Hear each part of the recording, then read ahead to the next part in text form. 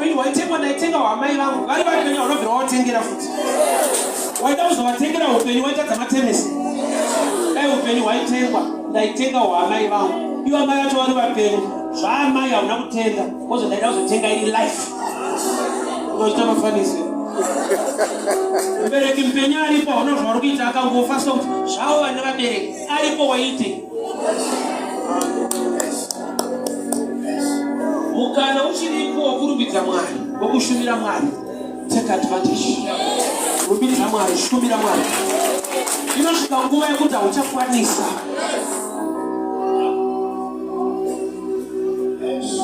Shumba yako yakafira pari. Wakabroka but uri mumunda washe. Are you in the vines? Uri muna Kristu.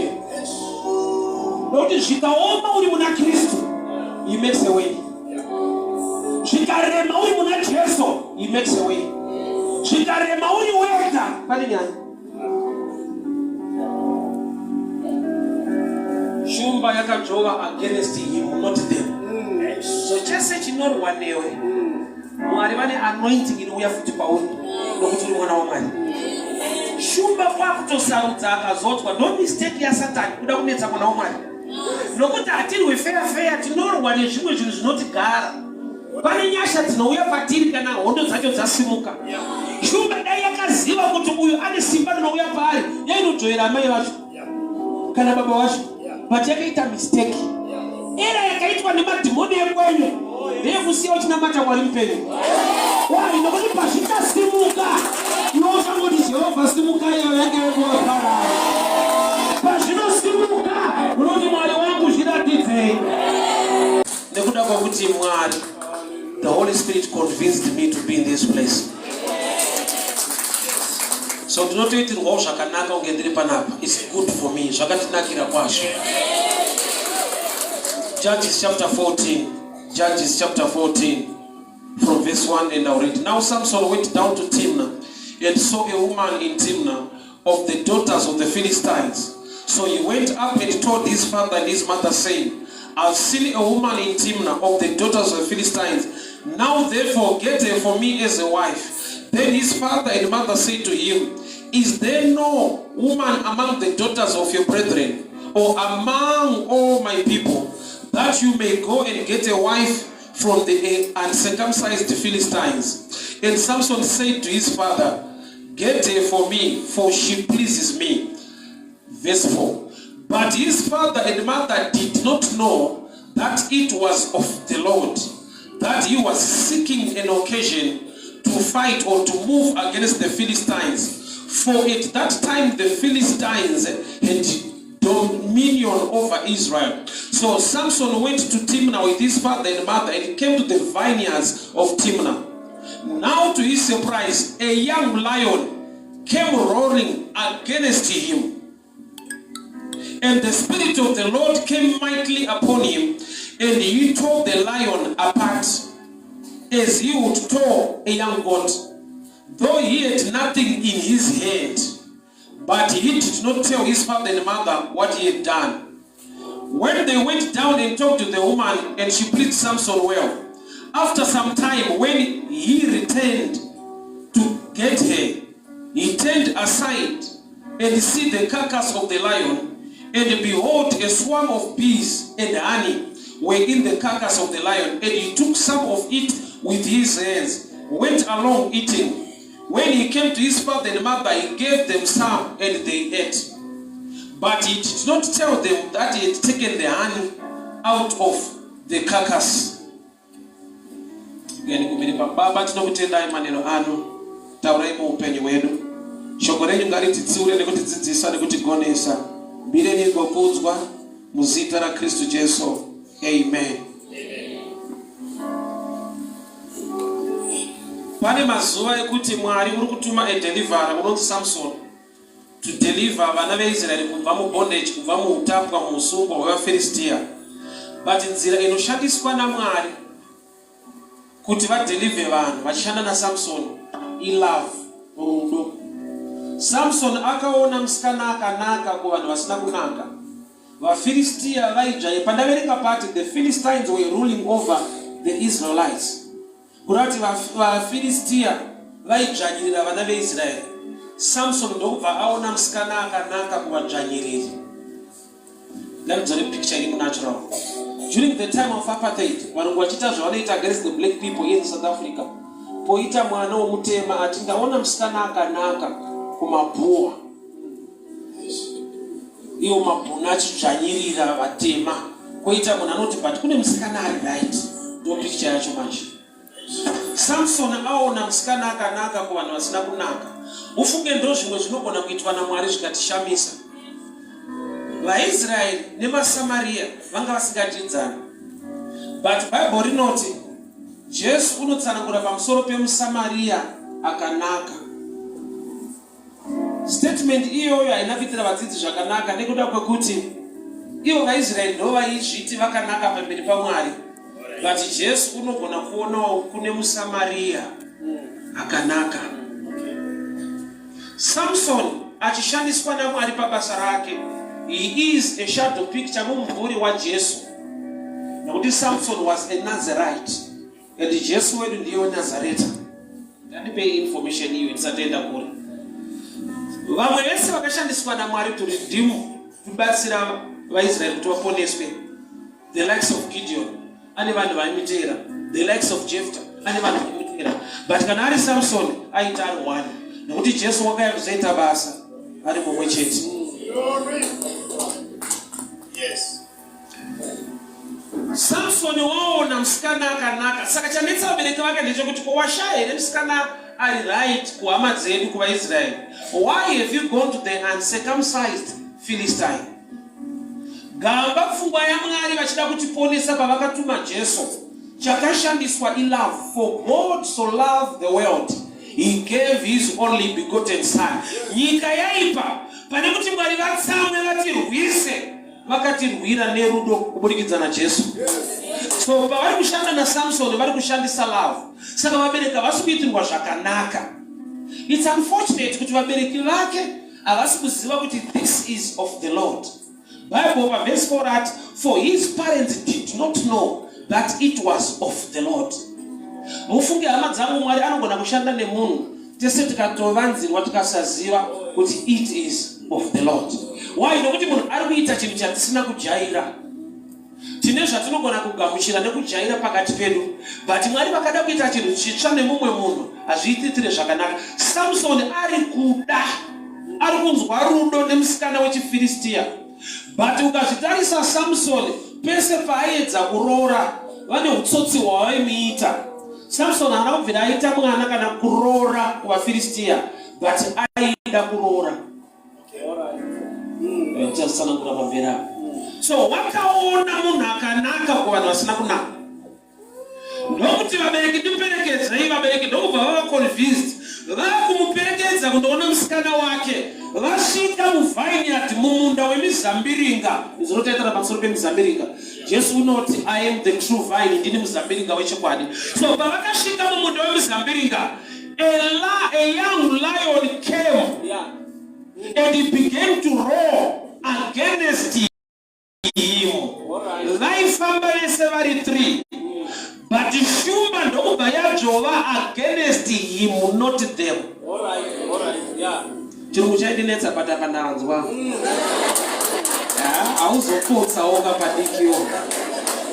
Zvimwe zvainetsa but ndanyatsanzwa kuti apa shumba yakasarudza wekujovera. The lion roared against him, not them. Handizivi kuti kusarudza kwavo kwakamira sei. Vari kufamba vari 3. Then a lion came and roared against Samson. Samson wakadanwa naMwari, ane calling. Mwari vari kushanda naye.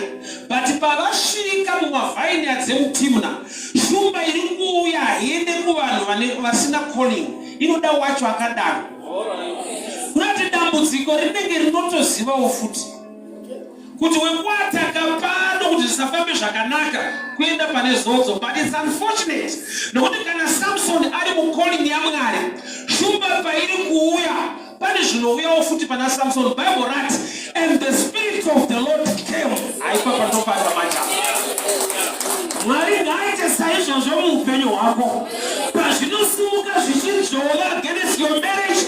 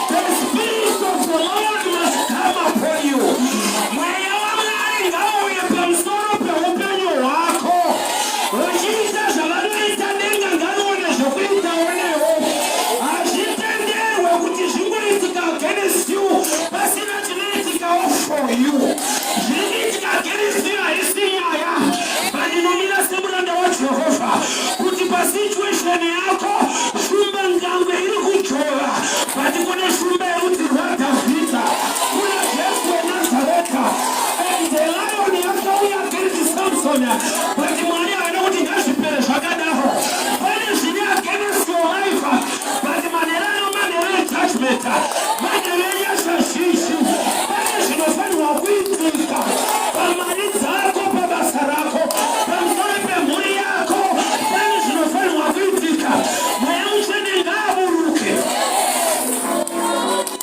wakubira kimusumuka bishana baba ndino namata pane zviri kusumuka mumabasa evana venyu munyika dzavari Mwari kune zviri kuitika against the church, against the people.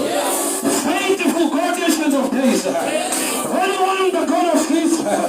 Imi makata mungati siye toga msati pamu ya mchene babani nade na nenga manera nasi ngari saruke Panish not whatever the Spirit of the Lord must come down. The Spirit of the Lord was released person.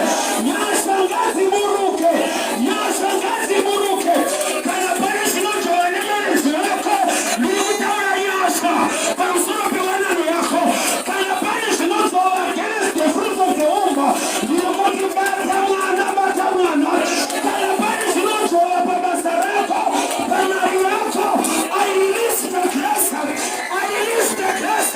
may the anointing flow may the heavens be opened may the power of God begin to flow ashitendewe kutishishitika against your life Maria ambiwa kanyara ninotaura simbaranenga motomo ya mshene kusalua kweneka may the power of God rest upon your head may the power of God rest upon your head may the power of God rest upon your head marino betika ni maoko wayaya marino betika mumaoko wako may the power of God rest upon your hands may the power of God rest upon your hands simbara Mwari kariburuke pamaoko wako simbara Mwari kariburuke Nesitarakesto simbara Mwari kariburuke pamaoko wako simbara Mwari kariburuke babasarako simbara Mwari kariburuke pamechi yako business yako simbara Mwari kariburuke receive the power of God receive the power of God simbara Mwari kariburuke simbara Mwari kariburuke ashitendewe kuramba ukiwiswa Mwari wamba wakanyarara uyamushene ngaburuke business yako pamuchando wako babasarako mayama Mwari kariburuke ashitendewe kutisiname shakanao ashitendewe kanya shumba yakoba shumba mtuwata pita kaitoke babasarako ashitendewe kaitoke kupitoke shumba ukikwata pita ashitendewe nedeza kanya megita idolasimuka uyamuchene ngaburuke business yako pamuchando wako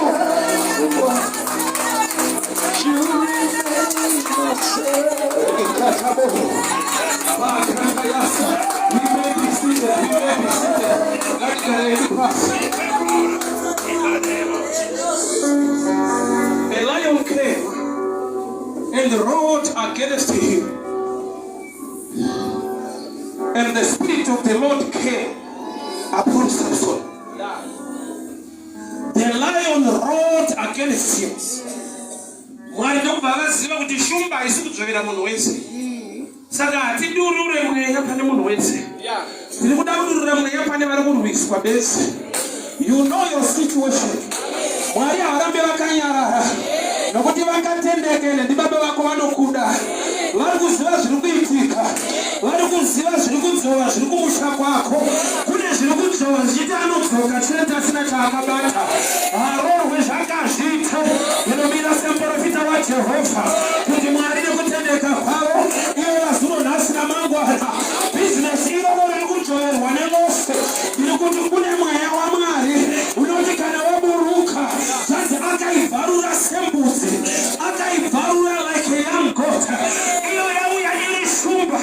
but nyasha bazakaburuka akaitsita like a lion. May the anointing be upon your life. Kuti problem yakakura kudaro, it's so easy to deal with it. Wali bana kupe nyasha, yakuna unai barura sembuzi, iyo ili shumba, unai barura sembuzi, iyo ili shumba. The spirit of the Lord came upon Samson. Yes. Tinamara sikanyarare. Nezviitika muupenyu hwako zvazvizvi. Uchinamata Mwari. Denga ngarisaruke. Mweya mutsvene zvanzi the spirit of the Lord came upon him. Mwari vanoziva kuti uyu ndiye ari kuenda kwatangwa. Saka mweya mutsvene pauri kuburuka uri kuziva kuti endai munobatsira vana vangu vari kujoverwa neshumba. Kune shumba dzinosumuka munyika dzichijova against upenyu hwangu hwevanhu. But unonamata Mwari mupenyu anotiye nyika nekuzara payo ruoko rwake. Munyika yavatorwa wanirwa nyasha kana pakaita shumba inotorwa. Ndataura kuzaruka kwedega. Ndataura blessing yaMwari inomupa simba mweya wechikuriri nezita raJesu.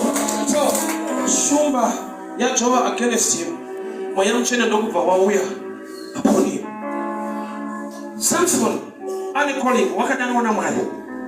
But pane shumba dzinoda kungosimuka against him. And I remember nzvimbo yaari zvanzi in the vineyards of Timnah. Mumunda wemavine kana kuti muvineyard, it represents a church. It represents mubasa rashe, the vineyard of the Lord.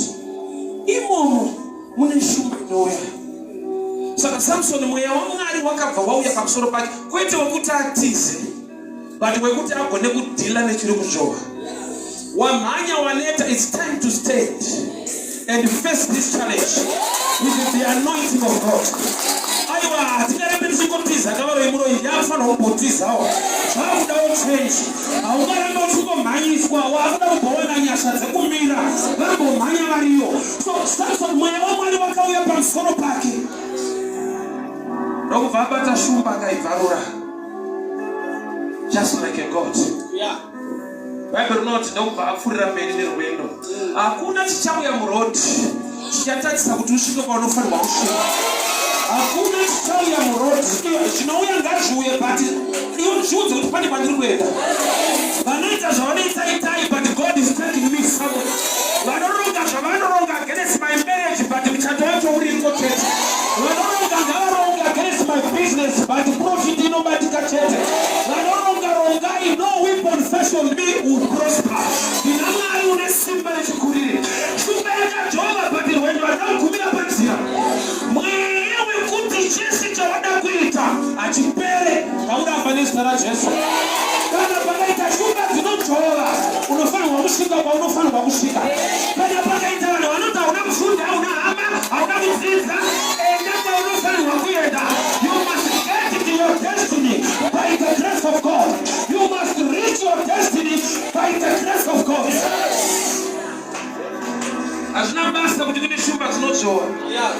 Tina anointing inodhila neshumba idzodzo. Why? Nokuti shumba yajova iri muphysical. There is the lion of the tribe of Judah anova Jesu. So mweya wauya pana Samson akadhila neshumba akaibvarura. Ndokubva adzoka murwendo nevabereki vake akakontinya jeni. Vaenda ndokundoona musikana waari kuona. Kwakudzoka kumba mumwe musi vakudzokera zvakare kumusikana wake. Bible rinoti vakasvika pamavineyards yemuTimnah. Ndokubva anzwa chinomuudza Mwari kuti imbonocheka problem yawakambodhila nayo. Imbonoona testimony yako. Testimony ukaiona ine zvainogadzira. Pota uchirangarira Mwari kwaakakubvisa. Zvinokupa kuudza problem yanhasi kuti shamwari wakanonoka. Takambodya muriwo usina mafuta. Wakanonoka. Takatambudzika kudarika zvawaudza pamberi pangu. Testimony ngaikusimbise kuti kana Faro akaoma moyo kana Herode akaoma moyo kune kwatakabviswa naMwari. Takararama murenje musina nyama tichidya nyama. Takararama murenje musina matsime tikanwa mvura pamoko. Komuriudze kuti who are you mountain against Zerubbabel. Nokuti Mwari une zvaakaita. Mazuva atakarwara TB mishonga pasi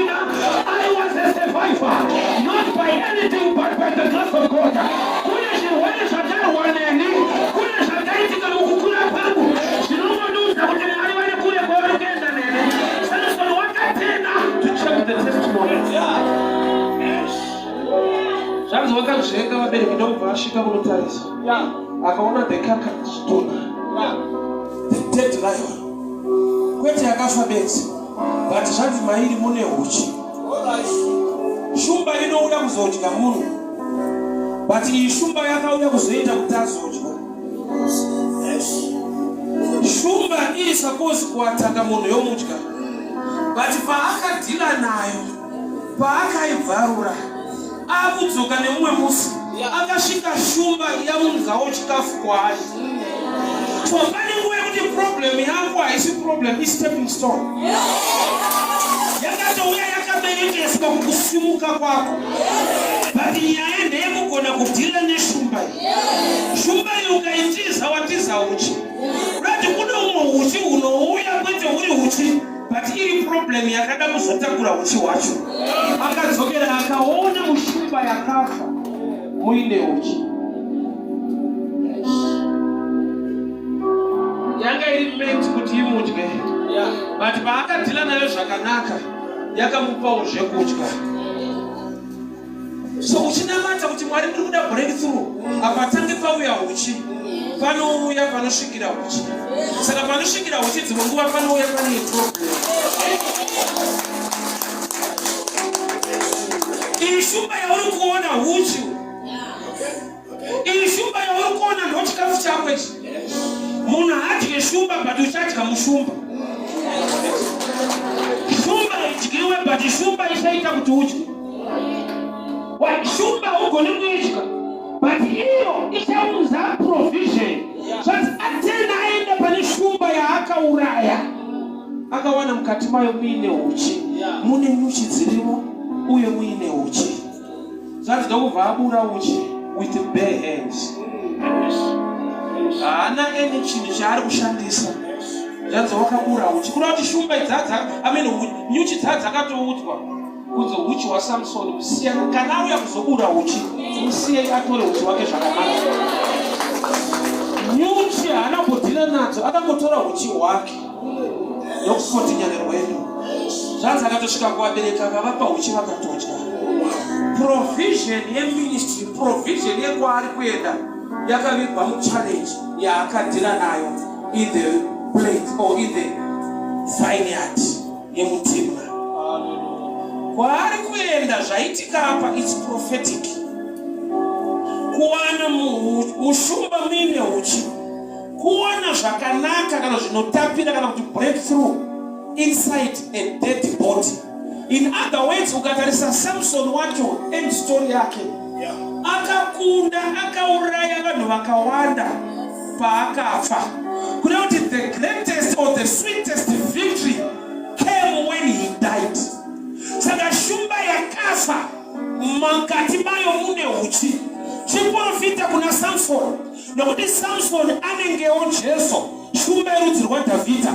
Ari kunzi paunofa iwewe usafungidzire kuti rufu uchi. He killed more in his death than when he was alive. So paari kuona mushumba mune uchi, zvichida iye haana gona kuinterpreta kuti zvinorevei. Yaiva prophecy yelife yake kuti pazvinoita wese Mwari vachaunza kutapira. Pavanoti vakubata vakuuraya, uchava a provision of good news to your family. Vanhu vese vaitambudzwa nevaFilistia vakawana breakthrough nekuda kwaSamson akauraya vaFilistia. But akauraya rini vazhinji? He died muchechi yechimwari chavainamata chinonzi Dagon. But achifa akati Mwari, ndinoda kufa nevaFilistia. Kureva kuti he killed more in his death than when he was alive. Rekani profita titaure kuupenyu hwako. Pazvinoita wese ramba uchiprofita uchi. Pazvinoita sekunge zvafa, iti Mwari wangu vanondisimudza. Why? Nokuti Jesu wedu murufu rwake ndomwakauya breakthrough inonzi salvation. He died for us. Takatengwa neropa rakadeuka paCalvary. Iye paari kufa inonda akurarama. Iye paanoita sekunge ari kubaiwa parutivi, kereke ndopa inoberekwa. Nokuti kana mukadzi waAdhamu wekutanga, Mwari vakavhura Adhamu parutivi, vakatora mbavhu the last Adam anova Jesu mukadzi wake anonzi church iye ari Jesu anofanirwa kubayiwa futi parutivi. Hatiberekwe nebhonzo nembavhu, takatengwa nemvura neropa rake, kureva kuti paari kutoita pain pane gain. Bible rinoti nemavanga aJesu takaporeswa. Zvoreva kuti chinhu hwani chiri pana Jesu tisingachinji apore, nokuti mavanga ake anoporesa. Akangorikavha mavanga hakusisina healing. That's why Thomas akati nditende kusvika ndaona mavanga. Ndochino hwani chaaiziva kuti kana zvikadii pamavanga hapachinji, nokuti akatendeka. Anofanira kuramba aine mavanga kuti vanhu vaporeswe, nokuti rinoti nemavanga ake. Not akangohila vanga rikavhara hatichapora. So Mwari akatinda kusvika palevel yekuti iye Jesu haachapora kuti tipore.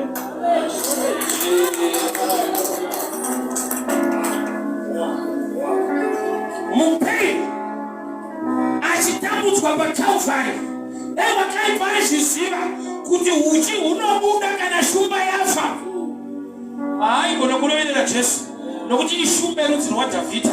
Murufuro rwake ndomune uchi, mune good news. Vhangeri redu rakasiyana nerimwe vhangeri nekuda kwekuti redu rine ropa rakadeuka paCalvary kuti vanhu vagone kuponeswa. Iye wakafa kwete kufa bedzi, akamuka. So ngachive chiprofita muupenyu hwako kuti pazvinoita ngezvaita wese, handitaure zviri negative, ndinoramba ndichitaura kuti Mwari munoudza uchi musituation yakafa. Situation yakafa ndikaitarisa ndione kufa, ndinoona life, ndinoona breakthrough. So wakaipa ngashamisike newe kuti achiita sekunge ari kuudza zviri wese mulife mako, your confession remains positive. I'm wonderfully and fearfully made. Zvinoitika zvichiitika, ndinoramba ndichitenda kuti Mwari wangu unoita zvinoshamisa. Samsoni paari kusangana neuchi mushumba yakafa, it's a prophetic message to his ministry. Hama dzangu, Mwari wedu une dzimwe nguva dzaanogadzirisa uchi nesituation yakaora. The carcass, a dead lion, inside the dead lion, a swarm of bees with honey. Hapana kutsvakwa beehive iri clean. Vanhu vanoita zveuchi, vanoita beekeeping, vanotsvaka mukopo kana kuti hive yavanoisa pamuti. Mwari kana akuronga uchi hwako, haashandi neplan dzevanhu dzekugadzira mahive. Even a dirty situation can bring something good. Kukudzwa kwaMwari neunyanzvi hwaMwari nekugona kwake kwakavigwa musituation yaora isina basa. Zvisingabviri kuvanhu kuna Mwari zvinobvira. Zvinonzi hazvichaita, Mwari ndopanoita step in situation. Oti uyo anosumuka nekure kwaanoenda. Iye mbiri yake ndeyekusimudza marombe kwete shasha. Shasha inogona kusimuka neushasha hwayo, but kana rarombe harichakusimuki kusvika Mwari ariwanira nyasha. So mbiri yaMwari iri pakudhila nemarombe nemasituation akafa. Kana Mwari vakuronga uchi hwako, pane zvinoita sekunge zvichashanda. Akapinda kunoona in the vines, nokuona mushumba yakafa. Hapana chatinotarisira mune zvakafa. Asi Samson ane zvaakaona mushumba yakafa. Nguva yemuZimbabwe nekufa kwakaita economy, kune vanhu vari kuvaka dzimba dzinotyisa. Mushumba yakafa.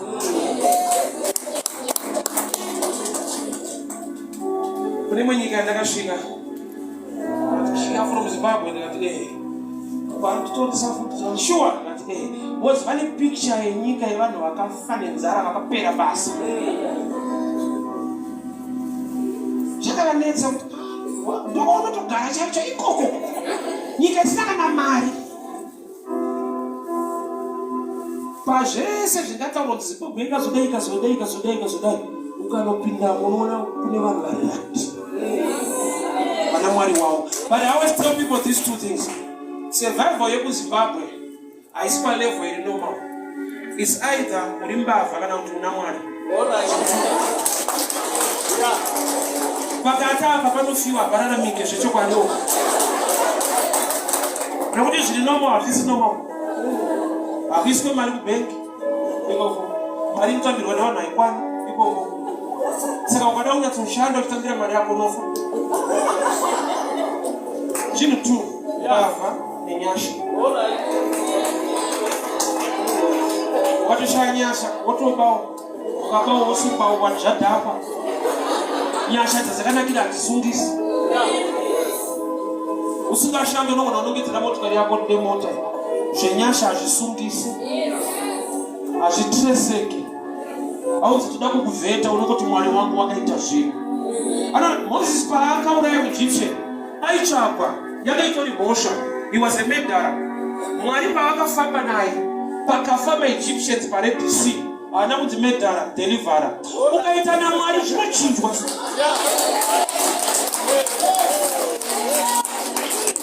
Ukahaya vanhu kuti vamurayire munhu anokunetsa vakabatwa vanokutengesa muenda kujeremesi. But Mwari vakauraya enemy yako unozoona kuti Mwari vaita kuda kwavo hazvisungisi.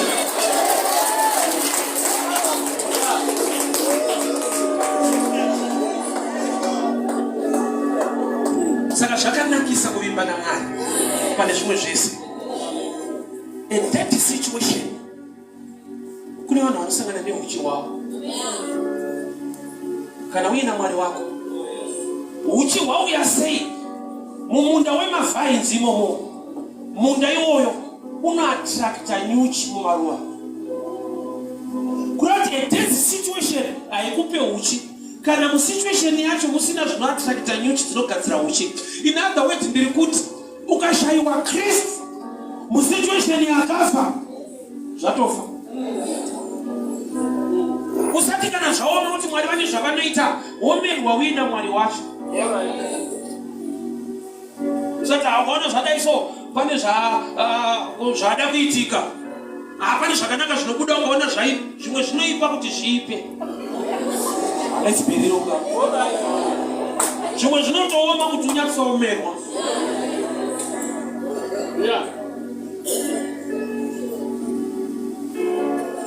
Chakapa kuti muwanikwe uchi mukati meshumba. Shumba iyi haina kufira mugwenga. In the place of the vines. Mumizabiringa. Mune michero, mune miti wemagrapes inoita michero. Miti inoita michero inoita maruva. Kureva kuti pakava ne-law of attraction yenyuchi. Nyuchi dzauya kumaruva ndobva dzaona padzingagone kugadzika uchi. Saka ino zvako zvikafa uri mugwenga musina Mwari, musina mavines and the vines Jesus, zvikafa pasina Jesu, sorry. Nokuti pane patonyemera kuti zvinoita kuona zvaoma so zvapadhuze kunaka, zvimwe hazvinake zvinenge zvichitowedzera. Why? Nokuti shumba yako yafira pasina muti. Why? Achakaattracta. Hey, unari kuchaifa. Yo. Slow hand. Naona ndikufamba hapo ndo kuchaifa. Kuna ndisiri normal.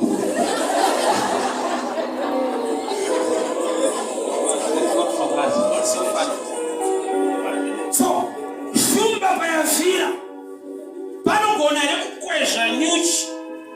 Nyuchi hadzina kuuya kushumba, dzakauya kumavines, kumutu. Vakubva dzazoona kuti hatingaende kunogadzira uchi kure kana pane mukana wokuti tiise uchi hwedapo. Saka situation yako payafira pane nyaya. Ukafa muna Kristu wapinda pakanaka. Ukafa musina Kristu pane nyaya. Ukabroka wina Jesu, you can bounce back. Ukabroka pasina Jesu zvavhara. So nyaya haisi pauchi mushumba yakafira pai. Wakabroka but unani. Hapana zvinokuitika mira vanhu vari pane zvaachaita. Pafira shumba yako hapane nyaya. Wangurire kuvhangairire uchi mushumba but makafira shumba tinonzomuignore. Nokuti law of attraction chakakwezva nyuchi haisi shumba. Miti nemichero iripo. Kune zvinotorwa pamaruva kuti pagadzirwe uchi. Saka pakafira shumba yako pane nyaya. wakabroka yes, unotarisa kuti uchaita bounce back, but una Mwari here musituation kana kuti ukuda si Mwari musituation kwete kuti wakapinda musituation uina Mwari. John chapter 2, favor yakagonekwa chakanyanya kugonekwa nemurume akaita muchato pakana kuti pazova nemiracle yemvura yakava wine. Chaakagona haisi request yekuti endai kuna Jesu, chaakagona invitation. Anga akatokoka Jesu kudhara. Jesu haana kushedzwa wine payakapera, akashedzwa kumuchato vanhu vasati vanwa. Nhamu yedu ndeyekutsvaga Jesu panopera wine. Why? Nokuti murume uyu paakakoka Jesu pamuchato ndopaanga akoka wine, nokuti iye ndiye the vine. John 15, I am the true vine. Ndi Jesu. Mavines ndio anoita kuti tive newine, ndio anoproduce magrapes toita wine. Saka murume uyu paakakoka Jesu akakoka wine. Saka pakapera imwe wine pakazoitwa imwe, nokuti imwe yanga iripo. Nhamo yedu ndeyekuti waini inopera tochitsvaga kuti Jesu anobatika kupi, taakuda munana. Gamba kuva naye kunoita kuti naiye anzwawo kunyara kana zvinhu zvakapera aripo. Ivana Mwari zvekuti ibvi usati wapinda muprayer, Mwari wacho anenge akutokunyarira kuti tiri tese titakuwara. Jairus mwana afa vachitoenda kumba, kune munhu akauya achitosanetsa tenzi mwana afa. Ndinofanira kuti Jairus asiri akadaira. Jesu akati kuna Jairus, only believe. Why? Nokuti kana uchitofamba naye nyaya yako inyaya yenyu mese. Akanzwa kuti udzwa problem yandozva kuti tiri test, nokuti tiri kutofamba test. Kana uri naye problem yako ndeyake, but kana uri wega problem yako ndeyako. Chokwadi imwe nhamu iyi ndeyako, haina kana Mwari mukati. Zvokuti iye manje haafanire kushedzwa kuzogadzirisa, anofanirwa kushedzwa kuti ave newe, kuti pakugadzirisa zvimuitire nyore, nekuti you become one. Statement yekuti Mwari pindira iri dangerous. Isaidi yekuti havapo, anofanirwa kutouya kuzopindira. Menshona yakamira sei? Mwari pindirai, Mwari pindirai. Unyazobuda pachena kuti ndaichita zvinhu zvangu ndega, ndaapa mahwani pakutoda kutopindirawo pacho. Nokuti kana varipo havapindire, vagara vari kusaidi kwako. Wakafira shumba yako kale nyaya. Shumba yakafira mumunda, munda une zvirimwa ukaatrakita nyuchi, nyuchi dzikagadzira uchi mushumba. Zvoreva kuti law of attraction munda, the house of God. Uri mumunda washe, uri kunamata Mwari here. Ndakati pane difference kakupinda church nekunamata. Kupinda church nekunamata zvine difference. Unoona kutopinda church usinganamata, uchiya kuchechi kuzonamatirwa. Mpemera kudai yapera vatibata muzonda atinamatira. Unotopinda church kuti unamatirwewo, kungoita vanhu vanopinda church kuti vanamati.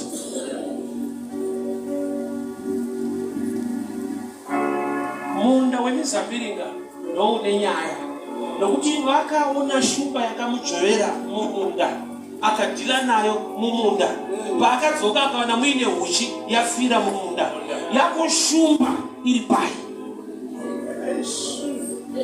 Irimo here mumuzambiringa, kana chiri muzambiringa irimo here muna Kristu. Business iri muna Jesu ririmo here, kana kuti ibusiness rako raunozoda kuti Jesu ambokuonawo, kana zvisiri kufamba mushe. Tine munhu wekuti anoronga kuita chinhu kana chabhainda woti Mwari ndiwanire nyasha pasituation iyi. Instead yekuti achironga, Mwari ngavamupewo njere, ngaaronge pamwe chete nashe. Nokuti shoko rinoti varindi veguta vakarinda Jehovha asipo vanorindira pasina. Kuti pakutotanga you must begin with him. Mumunda mune shumba yakauya against Samson. Vari 3, it rode against you. Zvokuti aigona kubvunza kuti why me? Tiri 3, inda shumba yasarudza ine prophecy upenyu hwako. Nokuti newewo futi pauchafa uchi mauri uchawanikwa victory kwa Israel ichawanikwa nokuti iwe unenge wafa. Saka dzimwe nguva iye haana kupika prophecy yelife yake. Why? Nokuti Bible rinoti paakatora uchaka pabereki vake haana kuvaudza. Tine vana vesangano vane masikireti anovaurayisa. Elisha paakakumbira double anointing kuna Elijah akatanga anzi wakumbira a hard thing. Nevertheless, if you see me when I'm being taken, Panzi have asked a hard thing. Elijah as a major prophet, in the future, prophet miracles. The last miracle, yakuti munhu anokandwa muguva oguma mabhonzo akaumuka. Zvoroti akumbira miracle inotoda kuti atanga asvika pastage yebhonzo afe. Pamwe hauna kundinzwa. Paakanzi wakumbira chinhu chakaoma kwazvo, muprofita akatarisa mudouble anointing ndokuona kuti last miracle yauchaita inoitwa nemunhu akafa muguva. Saka pawakumbira mamiracles, I'm sorry, wakumbira nezvimwe zvinourayisa.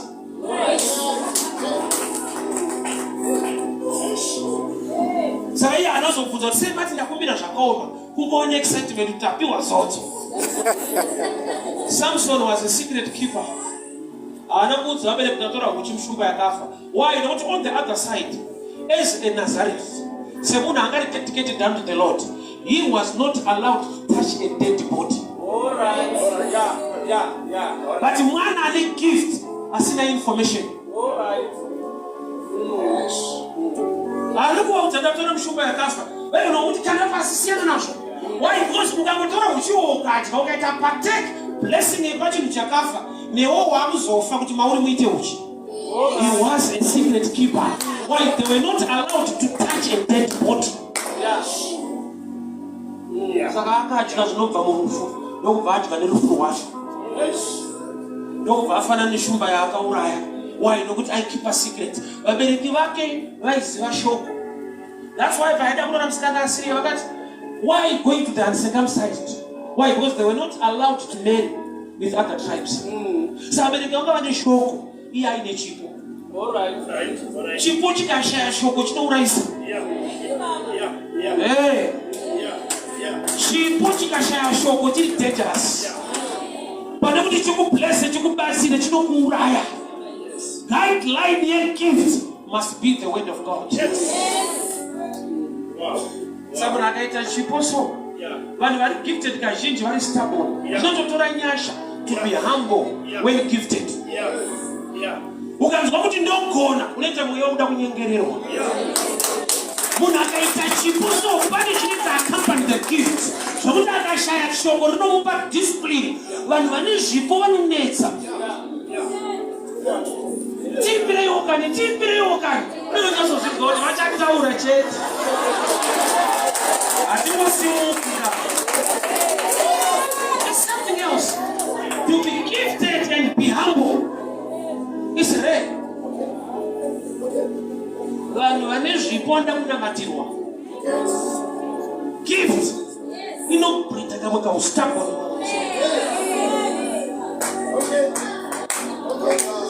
Unokunzwa ndagara nozvigona. Itari yenyu but pane pamuchanditsvaga because area ino yangu. Chinhu wani chandakadzidza kuimba yaMwari kubasa raMwari. Ukava that stubborn, mwande vanomutsa matombo. Statement yekuti vanomutsa matombo inoona kuti munhu waunofunza kuti haagona haana zvaanoita. God can use that person.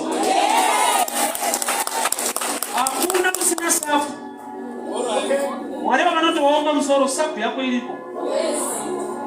Kuna anopiwa nyasha to humble you. Ukaona Mwari vakuti kuna Moses rova dombo iri pakude mvura. Chaifanirwa kutyoka chipo neruvare chiri powerful. Chipo kurova dombo retsemuka, kwete kuti chipo yetsemuka. Ukazvitarisa ruvare rwemombe ukarurova nemuti unotyoka, dombo rakaoma. But Mwari varikudza kungopa picture yekuti chandatenda, chandatiita chinotakura simba kudarika chisina kutenda. Mwari vanogona kushandisa chipo mvura ikatobuda muchechi. Imana dombo makaoma muripo. So when we are gifted, serve God wholeheartedly. It's a privilege. Inyasha dzakandiwira kuti ndive gifted. kuona. Indakazvirambawo izvozvo. Mwari vari mubatsiri. Anofanira kunyengererwa sokushumira evhangeri. Vanhu vanofanira kupfugama kupega so Mwari vakatodana for that reason. Ngandinzwe kuti it's a privilege, it's an honor to serve God. Vanhu vanofanira kupinda maofisi 15 kuti vataurire kuti ndiparidze ndakaitwa muparidzi. Not me. Vamwe ngavaite izvozvo, not me. Zvainetsa vanhu muchechi kwedu kuti madhara makazopfara so. Chero munhu munopa nhamba. Ndakadangirwa vanhu kudai. Chero anoda nhamba yekundopa. Handina protocol yekudii. But zvakarongeka being professional. Kwete is type yegrace. Ndakatorwa ndiri rombe kani. Handina kutomba usiku kani. Mwari ndowo kuti tsano rova iwo. Saka kudada vaninonetsa.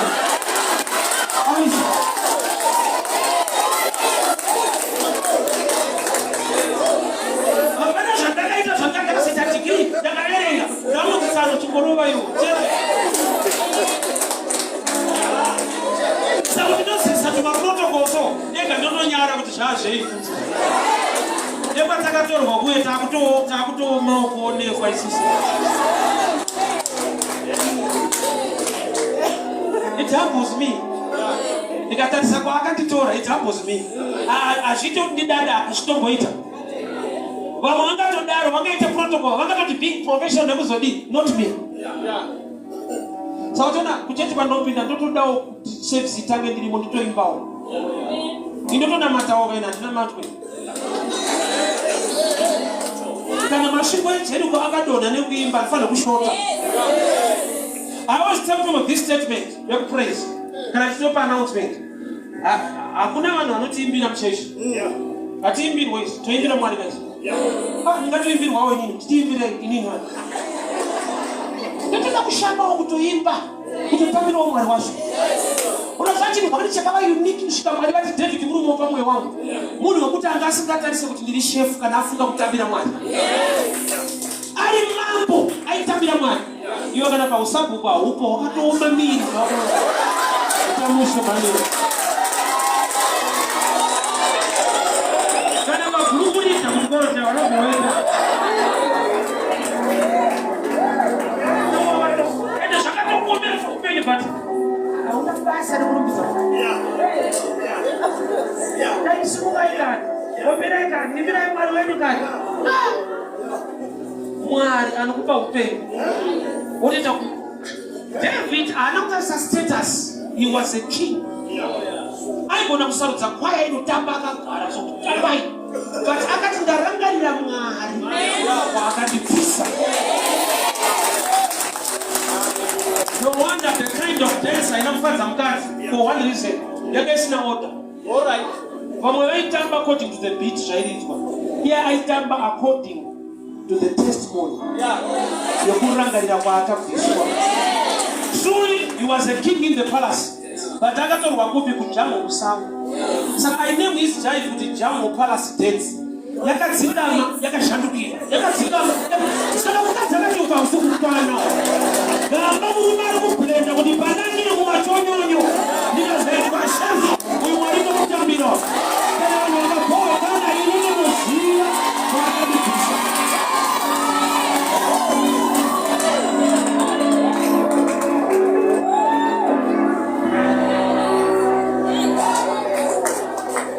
Opportunity yaunonuza kunzi uimbire Mwari. Ukarwara unogona kuidemba dai ndiri mutano ndasimuka ndatambira Mwari. Zvinhu zvizhinji we regret kana nguva nemukana zvadarika. Auziva zvitaura. Upenyu hwaitengwa ndaitenga hwamai vangu. Vari vakanya vanobvira watengera futi. Waida kuzovatengera upenyu waitadza matenesi. Upenyu hwaitengwa ndaitenga hwamai vangu. Ivo mai vacho vari vapenyu. Zvamai hauna kutenga. Kozo ndaida kuzotenga iri life. Ndochita mafanisi. Mubereki mpenyu aripo unozva uri kuita akangofa so kuti zvavo vane vabereki aripo waite. Mukana uchiripo wokurumbidza Mwari, wokushumira Mwari. Take advantage. Rumbidza Mwari, shumira Mwari. Inosvika nguva yekuti hauchakwanisa.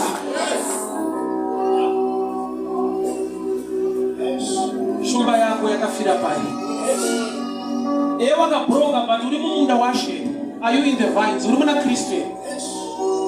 Nokuti zvikaoma uri muna Kristu, he makes a way. Zvikarema uri muna Jesu, he makes a way. Zvikarema uri wega, pane nyaya. Shumba yakajova against him, not them. So chese chinorwa newe. Mwari vane anointing inouya futi pauri nokuti uri mwana waMwari. Shumba kwakutosarudza akazodzwa no mistake yaSatani kuda kunetsa mwana waMwari. Nokuti hatirwe feya tinorwa nezvimwe zvinhu zvinotigara. Pane nyasha dzinouya patiri kana hondo dzacho dzasimuka. Shumba dai yakaziva kuti uyu ane simba rinouya paari, yainodzvoera amai vacho kana baba vacho. But yakaita mistake. Era yakaitwa nemadhimoni ekwenyu ndeyekusiya uchinamata Mwari mupenyu. Why? Nokuti pazvikasimuka iwe ukangoti Jehovha simuka iyo yange yekoapara.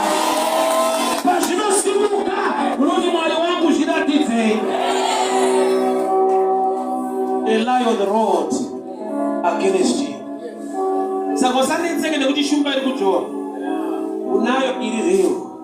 The lion of the tribe of Judah. Haazovebedzi but anodestroy. Zvanzi akauraya shumba like a goat. Symbols. Nyasha dzamugara akadhila nechaijova against you. Akapfuurira mberi nerwendo kunzvimbo yeTimna. Neimwe nguva, let me finish this story. Neimwe nguva Bible rinoti ariko ndokubva apa vanhu chirahwe. Concerning situation yaasangana nayo. Akati vanenge vagona ndinemubayiro panapa. Pamusoro pechinotapira out of the eater came something sweet. Chirahwe chaakapa kuvanhu kwaindorora. Kuti anenge agona ndine zvandinomupa. Out of the eater kubva mune chinodya came something sweet. Vanhu vese havana kuzvigona. After 7 days kune vakazvigona vakataura kuti ishumba neuche. Ndokubva ati hamaigona kuzvigona kana musina kunge mataura nemudzimai wangu. Kureva kuti vanhu vakaziva kuti information yatiri kutsvaka ine chekuita nerelationship. Tikaitsvaga kuna Samson haatiudzi but kune mumwe wake. Kureva kuti kana uri muimba yaMwari, kana zvinhu zvingauya zvakaoma sei, the Holy Ghost will reveal things to you. Nokuti mukadzi achisikwa naMwari akauya sahelper. Mweya Mutsvene achiuya muchechi anonzi I will bring you helper, another comforter. Kureva kuti mukadzi waSamson ishadow picture yaHoly Spirit. Kureva kuti zvikaoma, the Holy Spirit will reveal secrets to you. Maybe the revelation is too much. Mukadzi anorepresenta Mweya Mutsvene. Nokuti mukadzi achiuya kuna Adamu akanzi a suitable helper. Saka Jesu ari kuti ndiri kuenda kuna Baba asi ndichakupai mubatsiri kureva a helper. Saka ava Samson akati hamaigona kuziva zvinhu izvi kana dai manga musina kutaura nemudzimai wangu. Kureva kuti ndini Jesu ari kuti kune dzimwe nyaya nyangwe dzikaoma sei but nokuti unotaura naMweya Mutsvene you get an answer in the solution. Chechi ikashayiwa Mweya Mutsvene yafa.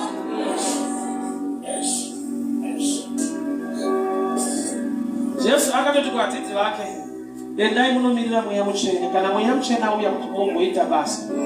Saka toenda bhuku richinzi mabasa avapostori. Why? Nekuda kwekuti chainenge ita basa asi mupostori. Mupostori ega akanomiririra Mweya. Kuda kuti aiva mabasa aMweya Mutsvene mumupostori.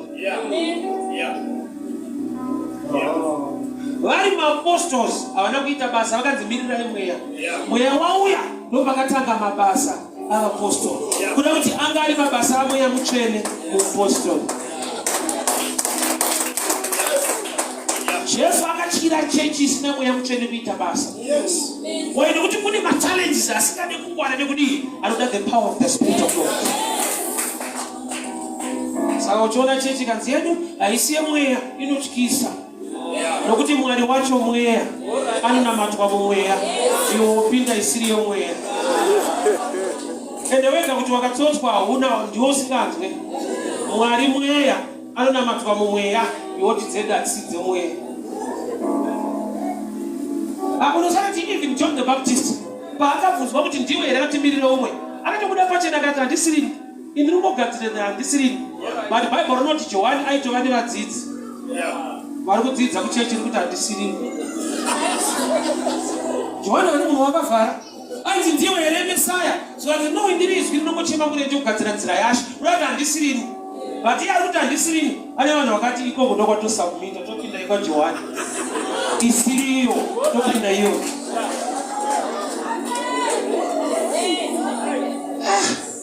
Ndokuona kuti munhu akaoma zvisina Mwari anozvipinda akazvisapota.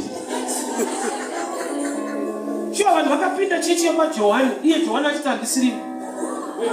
Even ukatarisa rufu rwaJohani, Johani akadamburwa musoro. Kurati mukuteera zvisiri zvaisi nyaya yacho iyi, hausiri musoro wenyaya. Mukuteera chechi isina musoro. Because musoro wechechi ndiKristu. Kuti vanhu vakapinda isiriyo.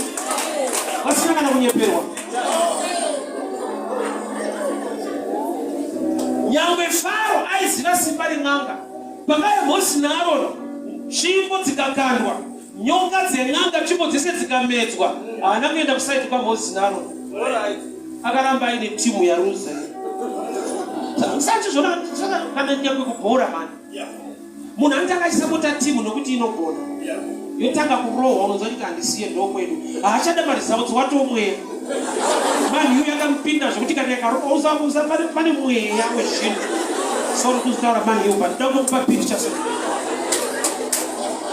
Unoona mari dzavo dzaana basa ndoyangu.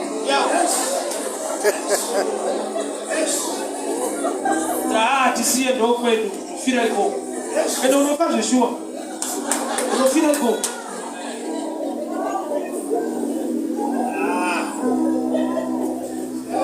Dai Mwari atiwandira nyasha. The Spirit came upon. Ndovhakira neno nhasi. Mweya mutsvene ngauye pamusoro pebusiness yako. Mweya mutsvene ngauye pamusoro pebasa rako. Nokuti situation iri kuJohwa haidi munhu ari ordinary. Kune zvausingabvise neintelligence. Chiremba chaiye anoratidza kusvita 40. Iye anoputa. Unoona chokuda panza chinoputa usakutenga imba. Kwari kutadza kusiya vanhu zvakaipa. Zvine spirit iri behind. Mwakambouya tiparidza kuna First Street zvamufundisa. Ndinamatirei ndausiya 40 kana tichanamata pandine mubvunzo. Akakunamatira kuti utange kuputa ndiani. Because chinhu chawakatanga nedecision hachidi prayer. Chinongoda kuti handichada. Because pawakatanga wakati ndaakuda. Hakuna munhu akakunamatira kuti ngaiputwe, ngaipemwe. Not declare kuputa. Hazvina kana kunamata izvi.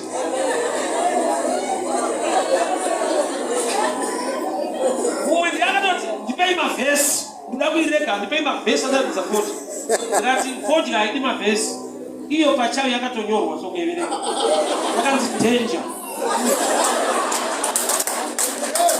Yakanyorwa undokwata munhu Joshua ndokwata dangerous harmful. Hapana mashoko akanaka pa40 hapakanzi harmful to health dangerous.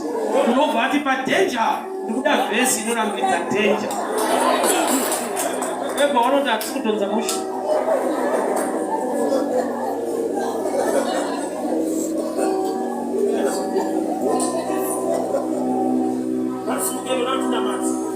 I want us to pray.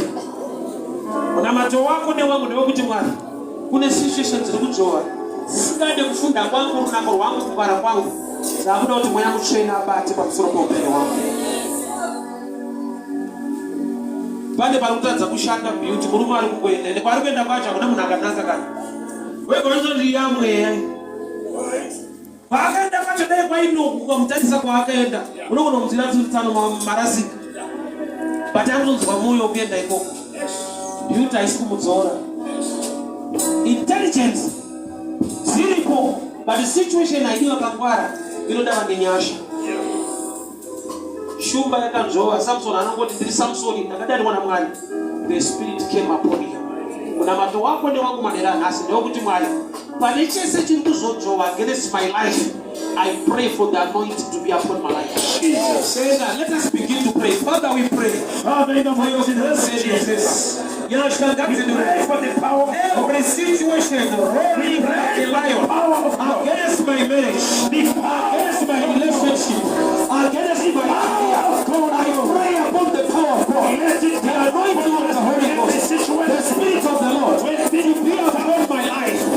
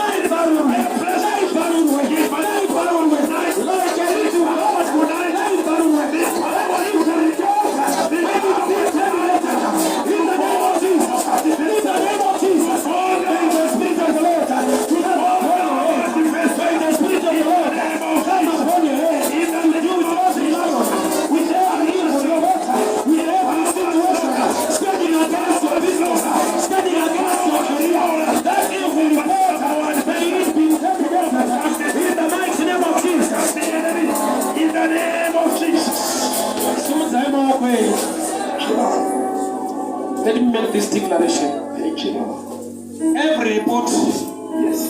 rolling against your life, every medical report, it might be cancer, Yes. HIV, diabetes. Yes. I speak long life, I speak healing, and I speak health. Report your life far away, like a little goat. Yes. Your report your Yes. that our simbaredeka. Yes. That's waka varura. Yes. Waka varura. Yes. Yes. Your report your HIV, no cancer. You didn't get scuba. Report your cancer, no cancer. Hey, varura. I cabinet that report. I cabinet that report. I cabinet that report. Like a little goat. Like a little goat. Like a little goat. Little varura.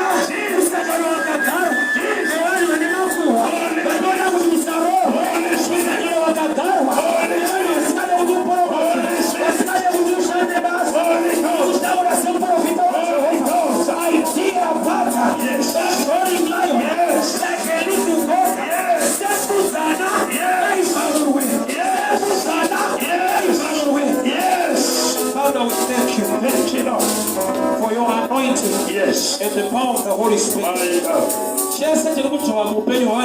My God. We thank you for victory. Thank you, Lord. We thank you, Lord Jesus. Thank you, For we are in the vineyard of Thank you, Lord. In the mighty name of Jesus. Thank you, Lord. God bless you. Amen and amen.